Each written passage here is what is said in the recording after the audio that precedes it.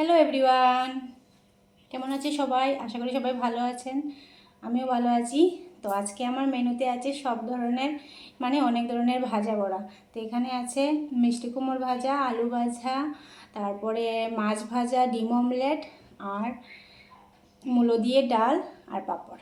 তো আমি ভিডিওটা শুরু করছি, তোমরা ভিডিওটা দেখতে থাকবে আর ভালো লাগলে লাইক সাবস্ক্রাইব করে দিও।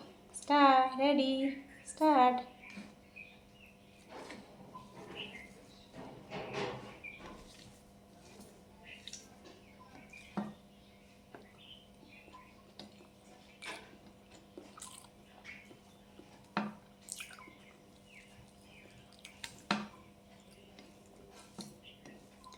আমার তো ভাজা বড়া দিয়ে খেতে অনেক বেশি ভালো লাগে। জানি না সবার কীরকম লাগে, তোমাদের কীরকম লাগে বলবে।